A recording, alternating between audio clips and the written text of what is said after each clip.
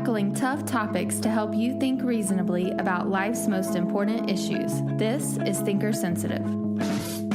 So we're going to just jump right in. I want to provide you with as much value as possible today and really make this worth your time with about the hour we have left.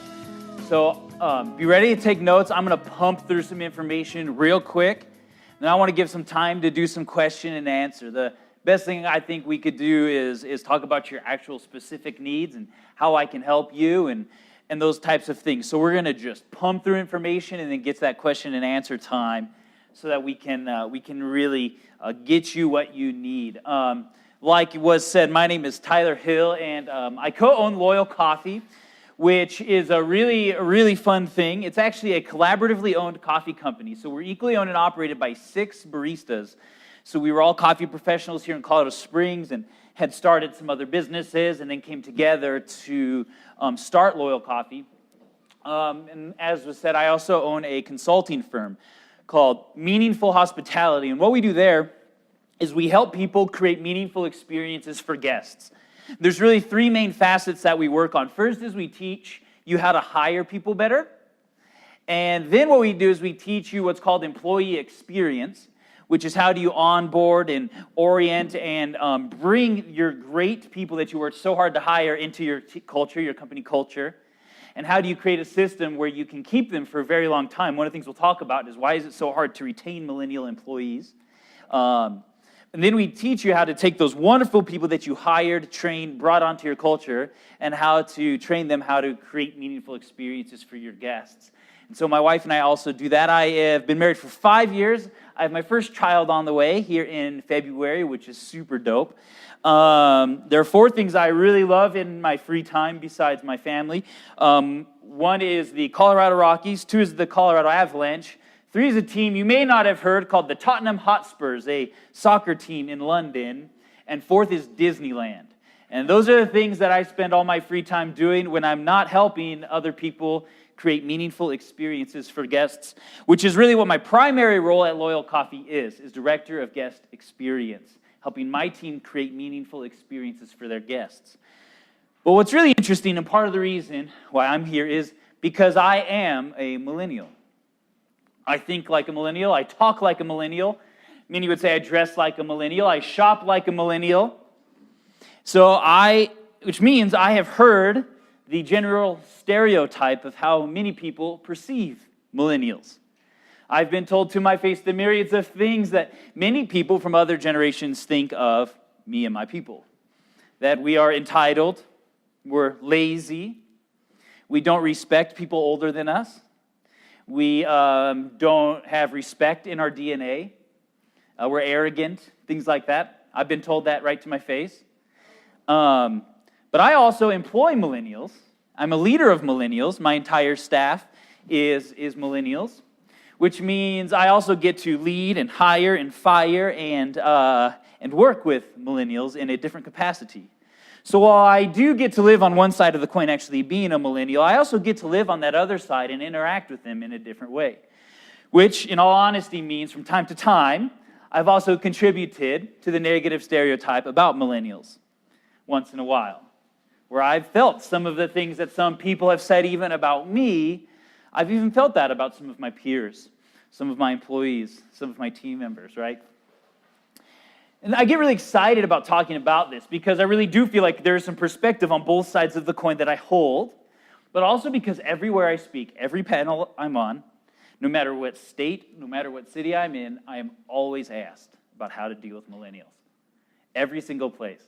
I've probably been in front of probably 100 different settings like this in the last year, and without a doubt, 100% of the time in question and answer, people ask about millennials.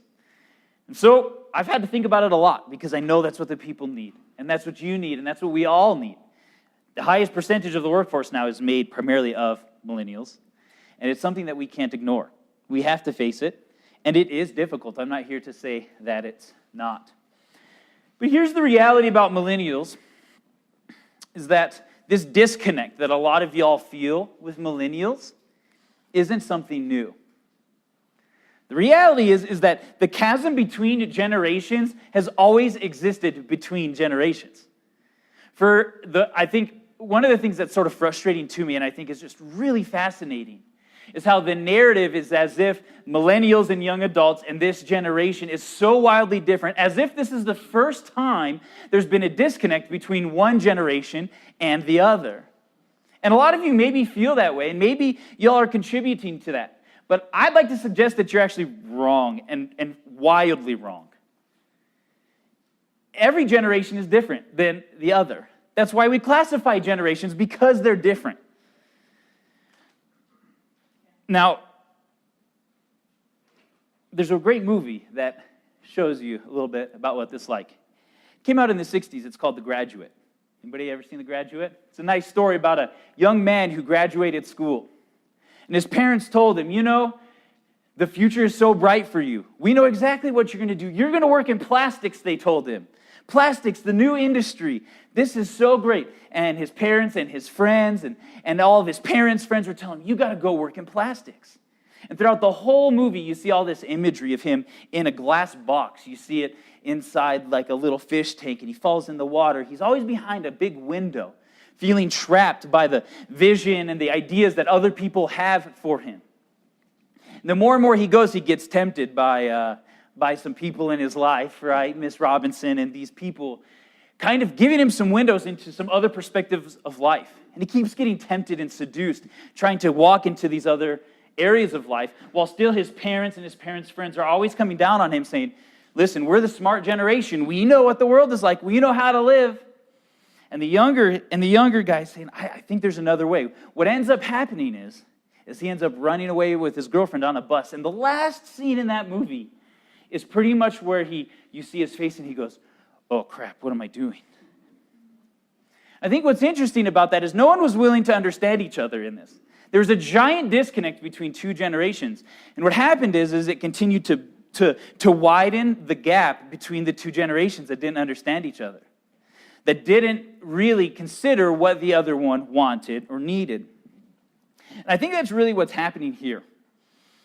I'd like to suggest that for those people, and I'm not accusing any of you, I haven't had any real conversations, but those of you who feel like the millennial generation is some really unique problem that has never been experienced before, is exposing some of your arrogance, perhaps, your ignorance. At the very minimum, it's exposing your unwillingness to learn. Because generations are categorized by their differences from another generation. Does this make sense? But it's time that if you are going to succeed with the millennial generation, if you're going to succeed with any generation that's different than you, the attitude has to switch from saying, these people are wrong, they just don't get it, they just don't understand how the world works, and it's time to try to learn to understand and come alongside. And that's where true unity will happen, and that's where I believe you will truly be successful. So the question then becomes, what can we learn about millennials? That's why you came here. That's what the topic is. And so what I want to do is I want to take some time to try and dive into what millennials are, why we are the way we are, why I am the way I am. And then we'll go into kind of how we can deal with this. Now, we have to understand that how people are formed and why they are the way they are. And I think one of the biggest contributors, and tons of science and research would show you that we are molded the way that we are has everything to do with the environment in which we grew up. Where we lived, how we were parented, the schools we went to, and these types of things. The environment in which we grow up in, the cultural, the way the culture is, the way that our schools are, the way the politics are of the time, greatly contribute to why we are the way we are. So I want to talk about, as I was doing some research for this, and as I've been sharing about this all over America, some of the research, what it says to what's unique about how millennials have grown up. Millennials are generally categorized as people kind of born roughly around 1985 and afterwards is kind of when the millennial generation started. Some people debate that back and forth. One of the things is that there's a big parenting change starting in the mid-'80s all the way to like the 90s, where a lot of parents took a lot of interest in influencing, for example, how their child was treated at school. Parents began to go into the schools and tell the teachers, I think my kid should be in the honors class, even if they weren't smart enough to be in the honors class. It was around 1990 that they started handing out participation trophies. Even if you got last place, you got the trophy. This was not a trend before then. This started to happen. You think about the rise of like club sports, for example. These really elite all-star football teams and baseball teams and basketball teams where these kids are told, you're the best in the country, you're the best in the world. This started to rise in the same time that the millennial generation began to rise. Instant gratification started to become a thing. Same time millennials did. I mostly growing up went to places like McDonald's and Taco Bell. Was the restaurants that I went to as a kid where I got food very quickly. And these were places that all my friends actually went to. Very quickly we started going to restaurants and we'd get the food this fast. The internet came alive. I could look up information as soon as I could. Instant gratification happened. There's a lot of these kind of details that I think drastically impact the way that my generation and the way that millennials have been molded. In a lot of these areas, for example, the school thing, and I can even remember this. My mom waltzing in and saying, my son deserves this teacher. And, his grades weren't right, like change it. What happens is, and this is just the honest to God truth, is a lot of millennials have grown up in an environment where life was mostly about them. And I grew up in that environment where my life was mostly about me. Most millennials grew up a lot of their life told they are so special. You are the best. You are the cutest child. You're the best athlete. You look in sports all the time. I was a Division I athlete, Division I baseball player. But what you see, and as I still participate in baseball, parents all the time come and their kid goes to this camp and their kid thinks that they are all that. And then they get put on the junior college recruiting list, not the Division I, and parents lose their mind and kids start throwing things because the perspective is that their kid is so special and so perfect, and the kid believes that when it just isn't the truth. And we were told that we were a lot more special and a lot better at things than we really are. This is how we grew up. This is how most millennials grew up.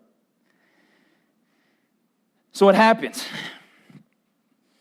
We go to school, we go to college, and we graduate college, and we go out in the real world. And we learn something. We're not that special. We're not as good as our parents told us we were. We're not as good as the intern we were in the intern, and the pastors told us we were the best thing since sliced bread. And we come out, and there's also 500 other interns that have been doing this longer than us, that are better than us. But in our little sphere, we were the best and the most important. And then you graduate college, and you go into the real world, and you realize mom can't get you your promotion. You believed you mattered so much, and all of a sudden you don't. Real success, you learn. Young people trying to start their businesses all the time, and they realize success in their business does not come as fast as Amazon Prime delivers their next self-help book on how to start a good business, right? There's a lack of understanding of patience. We never had to have patience. I got Taco Bell so fast whenever I was hungry. I got Amazon Prime. I can get a book whenever I want. There's a lack of understanding of patience. And so then when we come and we try to do what we want to do and we try to open our business, it blew my mind that it took me 4 years to start my first business. I thought I could do it that fast. So what happens is, this is where the tension, I think, between the tension of millennials manifests itself. Because this reality is incredibly difficult for millennials to really begin to hold on to. In my generation, there's more suicide than any other generation currently. There's more drug addiction and drug overdose than any generation. There's more chronic depression than any other generation, all in the millennial generation. And I think it's because there is a major lack of true identity and purpose. There's a major lack of self-awareness.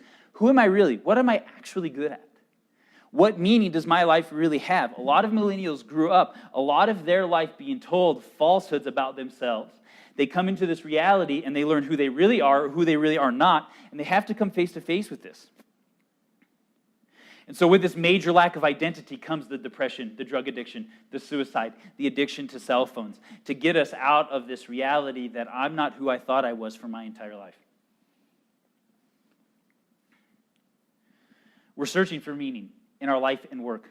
The millennials that we're working with today are on a giant search for meaning in their life and are on an aggressive search for meaning in their work. I think this is partially why, right? Like, so many like millennials quit their jobs so quickly. I'll mentor millennials and say, I'm probably going to quit and move on. Like, how long did you work there for? And they're like, 6 months, but I just don't feel like I'm making a difference. And part of me says, well, of course not. It's only 6 months. But to truly look beyond that, there's a lot of lack of wisdom in that, right? Like, of course you're not going to make a difference in 6 months. But to truly understand their heart and to have empathy for that, what do they really want? What do they really need? Is that purpose? And I think that's a really important thing to understand. Now, we can make fun of that, and we can say, oh, they're just soft, or they're just snowflakes, or they're just whatever. And you're more than willing to make those judgments about them, and that's just fine. But I'm going to tell you is that you're going to lose working with millennials. So you can either just make fun of them or say, oh, they're so soft, and they're so weak, and they're so whatever, or you can truly understand it and try to mold yourself and learn and come alongside them. Or you can just say millennials are lazy and dumb and self-entitled, and you will be the one that loses with millennials. And that's just the honest to God truth. This is why organizations and a lot of things that people like in my generation are starting, for example, you look at the Tom's Shoes model. It's one of the first big successful millennial started companies where you buy a pair of shoes and they would give a pair of shoes away. They were some of the most poorly made shoes on the planet, and yet they sold more than anybody else in a short period of time. Why? Because millennials felt like when they were buying those shoes, they had purpose in what they were doing. And the millennials who started it felt like they had more purpose in what they were doing. And now you see that model in almost every single millennial startup, that they're giving something away, that a percentage goes here or there. As an example of that purpose that they're trying to find in their work that they couldn't find before. Now, just the reality is we want a life beyond ourselves. I think most millennials want to find a life beyond themselves. But because they're told their whole life that it's all about us, we find out it's not, and we don't know where we fit. And so it's really, most millennials are on a journey trying to figure out where they fit. Now, here's what's interesting, and I think this is what's really, really hard, is again, understanding like that there's separation between one generation and another is nothing new. But the problems that manifest because of that separation is something that's never been seen before. And there's a lot of reasons why. So we need to understand that it's not new. It's not a problem we can't solve, the separation between generations. But we do have to understand that how we address it is something new. Because society is different. Technology is different. The things that we're seeing is very different. I think one of the biggest things about this, and one of the biggest cycles that I see, and this will lead into, I think, what we can do to attract more millennials, is social media is one of the biggest new things that exists in my generation. It's something that's never been seen before. And it's something that I believe sits in between that gap, is social media. That I believe a lot of other generations don't understand, and it's that what a lot of the millennial generations are using to fill that void that they found because of how we were raised. And again, it's just the reality. So I can look at what it's like to go visit Paris or to go visit Disneyland. I can go look at what this person's life is like and envy it and look to fill my void with that. I can look at all these other entrepreneurs and coffee shop owners and real estate agents that I admire, and I start to compare myself to that, or I start to long for that, and I start to try and find it. But the problem is I look at those pictures on the Eiffel Tower, and the truth is, for me, it's easy to go to the Eiffel Tower. I can fly to Paris for $300 right now. I could make my way there and try to fill that void. I could go on an adventure and try to find some purpose in my life.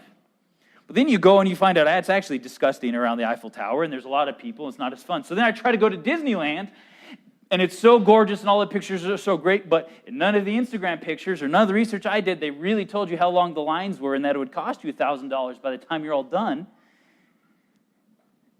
So then guess what? We try to fill that void, We try to be this entrepreneur. We try to be this person. We try to be that person. We try to find purpose in this trip, in that trip, and they never measure up to what we thought they would. The information on the internet is doubling every couple hours right now, completely doubling. You know how much false information that is? How much false information people are reading, trying to fill the void, and it's always letting them down.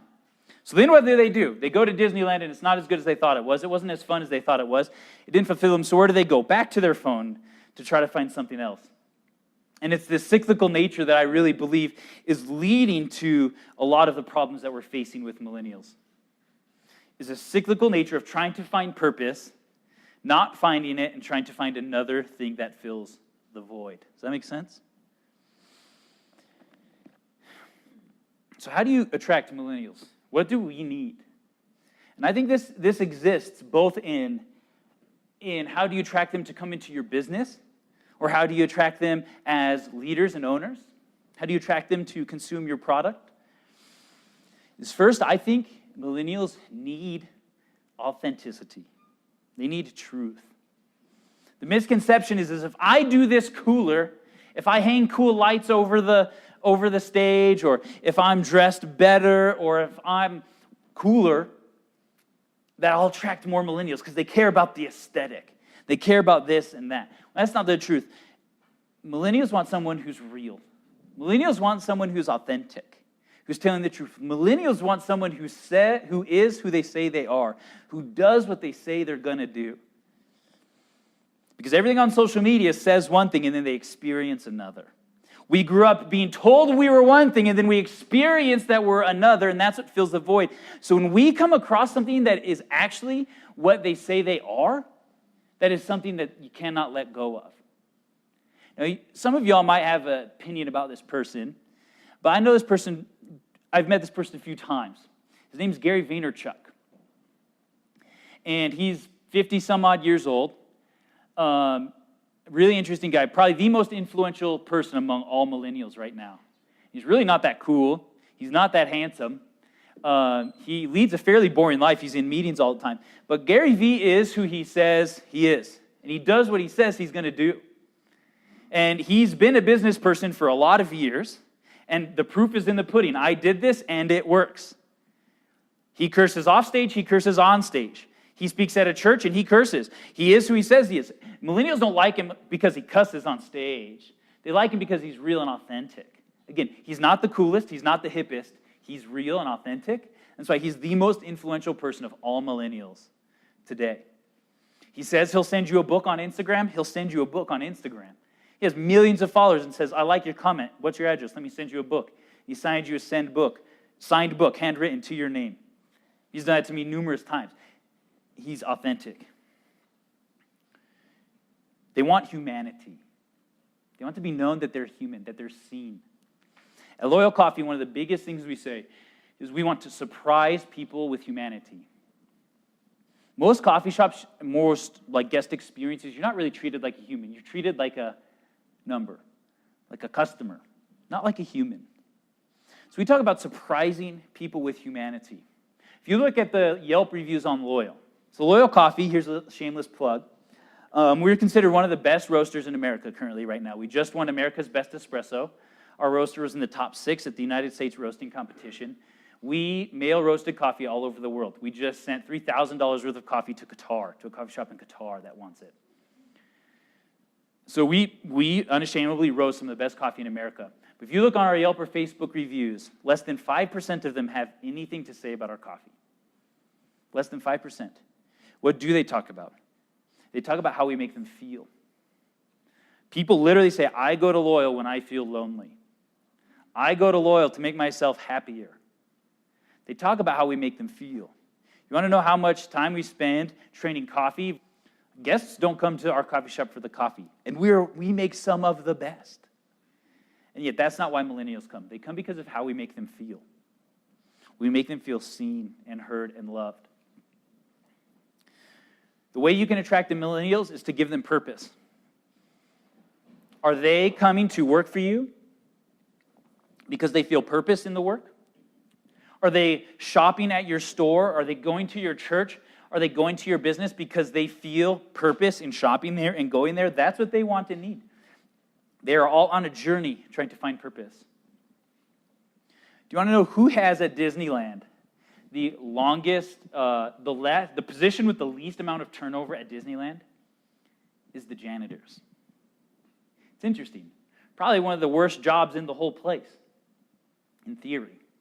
But here's what Disneyland knows, is that the janitors at Disneyland are the easiest people to find.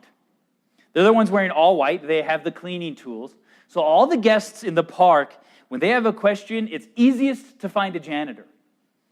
So the janitor will know when the park closes. They also will know when the park closes in Florida, even though they're in California. They also know the hours of the Tokyo park, just in case you were wondering. They know where every bathroom is. They can do CPR. They can do the Heimlich maneuver. At Disneyland, the janitors have more training than any other position in the entire park. 12 weeks of orientation and training happens to be a janitor at Disneyland. 1 week of which is actually learning how to clean and change toilet paper and mop up puke or whatever. The other 11 weeks is telling them how important their job is, how they can make meaningful experiences for their guests, why what they do is important. Those people feel purpose in their work and they do not leave. There's no other company in the world that has less than 5% turnover in the custodial department. It's unreal. But why do they stay? Because they feel purpose. Do your people feel purpose? Do they understand the purpose behind why? And so how do you do that and how do you find purpose? To me, and this is unashamedly the thing that I'm most passionate about and excited about, is hospitality. Is this idea of treating guests really, really well. If you can make hospitality a core value, and true hospitality and service are two different things. They're not the same thing. When you commission your team members and your employees to work with hospitality at the forefront of their mind, they believe their work has purpose. They are commissioned to take care of other people. There is no more noble act than that, to love someone else really, really well. Now, most people think they're teaching hospitality when really they're teaching service. So good service and good customer service is delivering the product, is executing the details and the duty. Taco Bell is great at service. They make burritos and tacos really fast, very efficiently. They're right 80% of the time or 90% of the time. They do great service, but they don't do hospitality. Chick-fil-A does hospitality in a very different way. You feel much more welcome in Chick-fil-A, don't you? Now, what's fascinating is that Chick-fil-A also does service really well. They do all the same things that Taco Bell does on the back end. They're putting things in fryers, rolling sandwiches, like whatever. But the hospitality that sits on top of that is what truly makes it a hospitable experience. Most of us are trying to do service really well, and we're completely neglecting hospitality. Now, here's the key to hospitality. Is that if you're going to give great hospitality to your guests, you must show good hospitality to your team. And if your team doesn't experience great hospitality from you, they will never be able to manifest true hospitality to their guests. And so to give good purpose to your guests coming in and say, you know what, when I show up at this church, or I show up at this place, or I read this book, I feel hospitable, it's because the people there have been shown what hospitality looks like. And they're exemplifying it in their work. And what that does is that gives your guests and your team and the people you're working with purpose. And so to anchor your business, to anchor your life, to anchor your family, to anchor whatever you're doing with the heart of hospitality gives the people looking for purpose more purpose. And so to me, it comes down to that. How can we treat people really, really well? Oftentimes, and this is what I'll close with, we try to live by the golden rule when trying to give good hospitality. Treat others how you want to be treated. At Loyal, we don't teach that. At Loyal, and when I'm doing consulting with different companies, whether they're doctor's offices, dentist's office, cocktail bars, coffee shops, real estate agents, whatever, so we teach them what we call the platinum rule, which is to treat others how they want to be treated.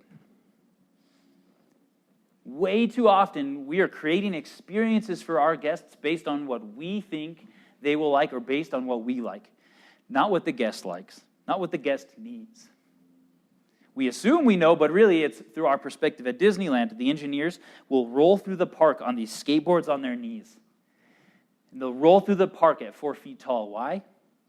So they can see the park through the perspective of a child. At your business, do the guests know what door to walk into? Is it very clear?